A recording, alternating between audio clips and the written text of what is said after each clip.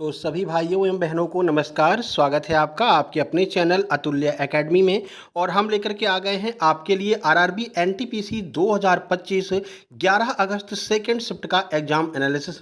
जो आज की सेकेंड शिफ्ट में जो एग्जैक्ट प्रश्न 100% रियल जो प्रश्न आए हैं वही प्रश्न हम आपके लिए लेकर के आ गए हैं। इसी तरह से अन्य शिफ्ट के प्रश्न प्राप्त करने के लिए वीडियो को लाइक करके चैनल को सब्सक्राइब कर लीजिए, जिससे कि आगे के सभी प्रश्न आपके पास में टाइम टू टाइम पहुंच सकें। एक महीने तक यह एग्ज़ाम चलने वाला है और एक महीने तक हम आपके साथ में रहने वाले हैं। ठीक है, तो चलिए वीडियो को शुरू करते हैं। वीडियो को शुरू करने से पहले आपको बता दें, जैसा कि आप लोगों को पता है, यूपी में यूपीएसआई और यूपी पुलिस कांस्टेबल की नई वैकेंसी आने वाली है।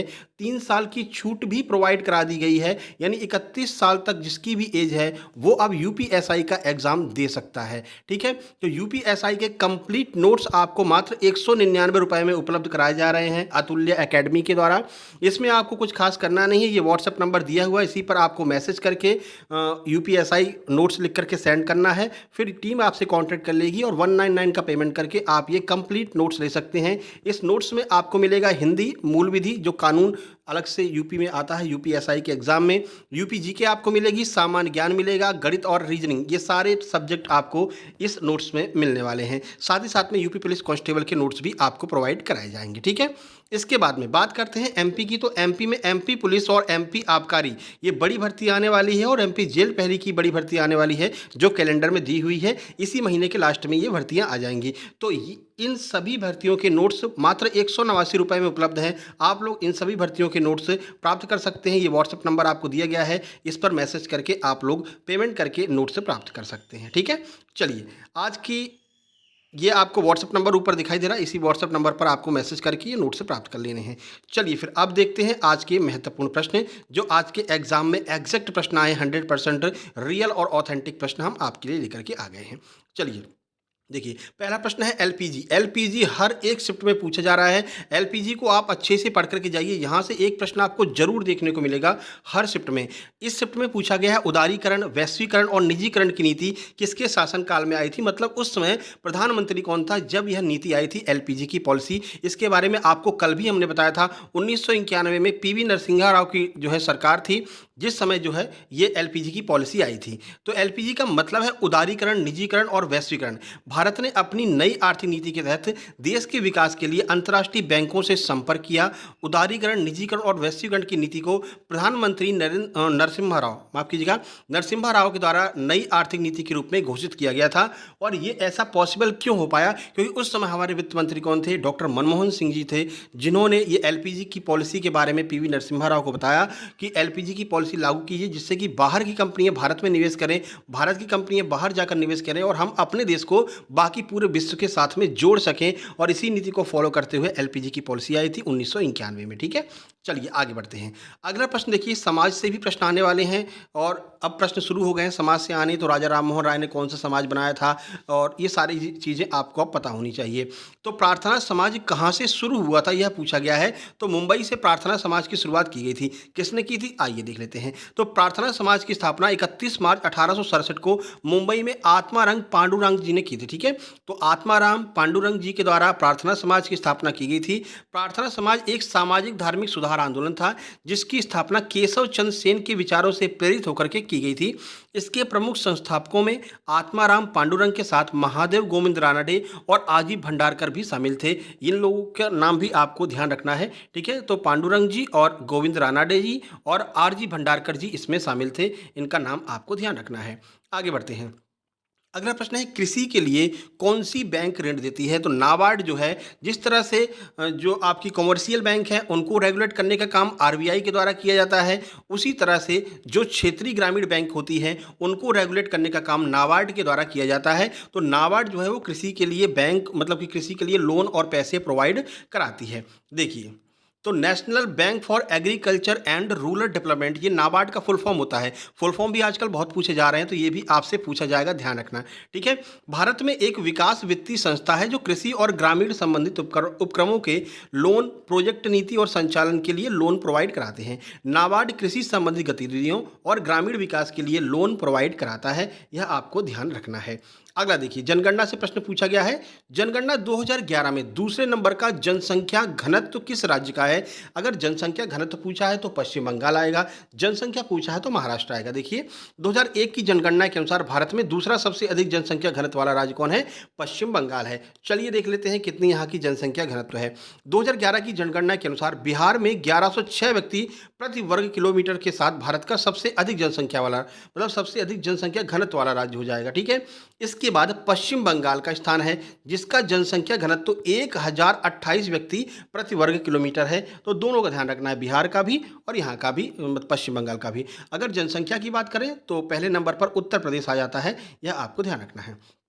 अगला देखिए, कंप्यूटर की 3 प्रमुख यूनिट के बारे में पूछा गया था कि 3 प्रमुख यूनिट कौन सी हैं कंप्यूटर की। तो 3 प्रमुख काम कंप्यूटर के द्वारा किए जाते हैं। पहला, हम इनपुट देते हैं, कंप्यूटर प्रोसेसिंग करता है और कंप्यूटर आउटपुट देता है। तो जो 3 प्रमुख यूनिट हो जाएंगी वो इनपुट, प्रोसेसिंग और आउटपुट, ये 3 प्रमुख यूनिट हो जाएंगी। ठीक है, मान लीजिए आपने कोई डेटा दिया और आपने कहा कंप्यूटर को, कंप्यूटर तुम इस डेटा को प्लस करके दिखाओ, मतलब कि योग करके दो, तो कंप्यूटर जो रिजल्ट देगा हम उसको आउटपुट कहते हैं। यही 3 काम कंप्यूटर के द्वारा किया जाता है। ठीक है, ये तीनों ही काम, मतलब आप रोबोटिक्स का उसको देंगे कमांड तो रोबोटिक्स करेगा, मतलब आप कोई ना कोई इनपुट देंगे और कंप्यूटर जो है वो प्रोसेसिंग करेगा और कंप्यूटर आउटपुट देगा। ये 3 काम यहाँ पर होता है। चलिए क्वेश्चन नंबर 6, बिम्स्टेक युवा सम्मेलन 2025 का आयोजन कहाँ पर किया गया है? तो ये गांधीनगर हो जाएगा। ध्यान से देखिए, बिम्स्टेक युवा सम्मेलन की बात की गई है ना, तो बंगाल की खाड़ी क्षेत्र के युवाओं में क्षेत्रीय सहयोग की भावना को बढ़ावा देने की पहल के रूप में आगे आई है। भारत में 7 से 11 फरवरी 2025 को गुजरात के गांधीनगर में पहला हुआ है। देखिए, करंट अफेयर 7 से 8 प्रश्न आ रहे हैं, करंट अफेयर अच्छे से पढ़ करके आप लोग जाइए। ठीक है, तो प्रथम बिम्स्टेक बहु क्षेत्रीय तकनीकी और आर्थिक सहयोग के लिए बंगाल की खाड़ी पहल युवा शिखर सम्मेलन की मेजबानी कर रहा है। तो युवा शिखर सम्मेलन 7 से 11 फरवरी को आयोजित किया गया भारत के गांधीनगर में। आगे बढ़िए, लक्षद्वीप के दक्षिण में कौन सा राज्य है? तो लक्षद्वीप के दक्षिण में अगर आप जाएंगे तो मालदीव आपको देखने को मिलेगा। देखिए, जैसे मान लीजिए ये भारत है, यहाँ पर लक्षद्वीप है और इसके साउथ में चले जाइए तो यहाँ पर आपको मालदीव्स देखने को मिल जाएगा। तो लक्षद्वीप भारत का एक केंद्र शासित प्रदेश है, कावरती यहाँ की राजधानी है, ये भी आपको ध्यान रखना है। और जो लक्षद्वीप का न्यायालय है वो न्यायालय केरल के थ्रू रेगुलेट होता है, यानी कि केरल जो हाईकोर्ट है वही केरल हाईकोर्ट का काम यहाँ पर जो है चलता है। तो केरल हाईकोर्ट के अंतर्गत लक्षद्वीप आता है, ये भी ध्यान रखना, एक बार पूछ लिया था। ठीक है, जो केरल के तट से दूर अरब सागर में स्थित है। लक्षद्वीप के दक्षिण में स्थित देश मालदीव है, जो एक द्वीप समूह राष्ट्र है। लक्षद्वीप और मालदीव के बीच समुद्री सीमा है और दोनों के बीच कुछ द्वीपों का संबंध भी रहा है, जैसे कि मिनी कॉय द्वीप जो है वो लक्षद्वीप और मालदीव के बीच में है। आगे बढ़ते हैं, विंटर एशियन गेम्स 2025 का आयोजन कहाँ पर होगा? तो विंटर एशियन गेम्स 2025 का आयोजन चाइना के हर्बिन शहर में किया गया है। ठीक है, 7 से 14 फरवरी 2025 के बीच में इसका आयोजन किया गया। कहाँ पर? चाइना के हर्बिन में।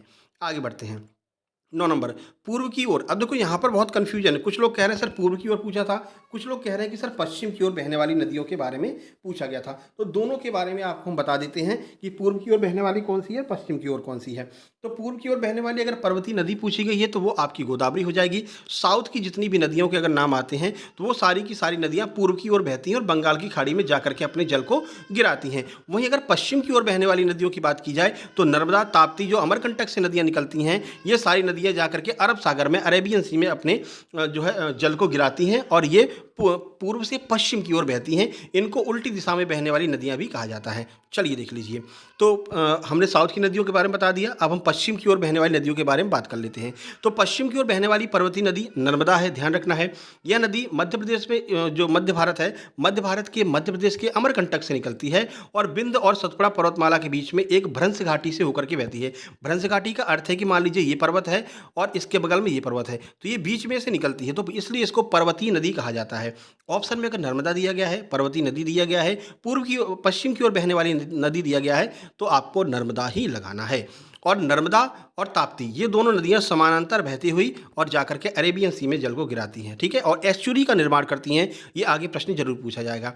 तो नर्मदा नदी मध्य प्रदेश के अमरकंटक से निकलती है। 1312 किलोमीटर की यात्रा करने के बाद गुजरात के भरूच शहर के पास खंबास की खाड़ी यानी अरेबियन सी, इसमें जाकर के मिल जाती है। कुछ अन्य पश्चिम की ओर बहने वाली नदियां देख लीजिए कौन कौन सी है।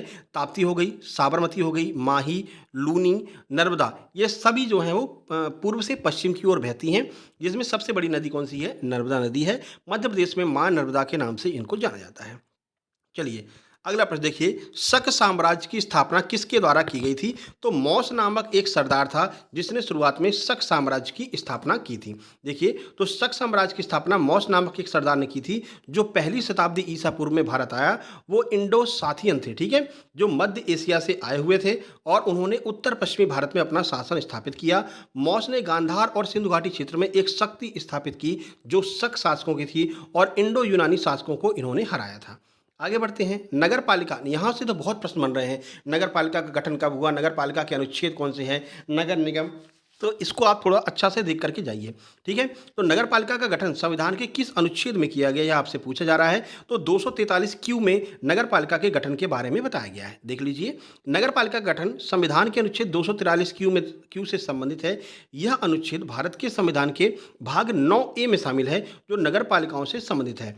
इस भाग को 74वें संविधान, पहले जो फर्स्ट शिफ्ट का पेपर था उसमें यही पूछा था कि भाई कौन से संविधान संशोधन से इसको ऐड किया था, तो 74वें संविधान संशोधन अधिनियम 1992 के द्वारा इसको जोड़ा गया था। हर शिफ्ट का आपको एग्जाम एनालिसिस देखना है क्योंकि बहुत सारे प्रश्न बार बार रिपीट हो रहे हैं। चलिए अगला देखिए, स्पोर्ट्स से पूछा गया है, करंट अफेयर का प्रश्न है, पूजा तोमर का संबंध किस खेल से है? तो पूजा तोमर फाइटिंग एमएमए फाइटिंग करती हैं, मध्य प्रदेश की निवासी हैं। पूजा तोमर एक भारतीय मिक्स्ड मार्शल आर्ट यानी कि एमएमए फाइटर हैं जो अल्टीमेट फाइटिंग चैंपियनशिप यूएफसी में प्रतिस्पर्धा करती हैं और यूएफसी को जीतने वाली पहली भारतीय महिला हैं, ये भी ध्यान रखना है। पूजा तोमर ने यूएफसी मुकाबला जीतने वाली पहली भारतीय महिला बनकर के इतिहास रच दिया है, इसलिए ये करंट अफेयर का प्रश्न है और आपके एग्जाम में पूछा गया है। चलिए, दूसरी पंचवर्षीय योजना किस पर आधारित थी? तो देखो, दूसरी पंचवर्षीय जो योजना थी वो उसमें हमने क्या है, उद्योगों पर ध्यान केंद्रित किया। देखो, पहली पंचवर्षीय योजना में हमारे पेट में भोजन नहीं था तो हमने कृषि पर फोकस किया।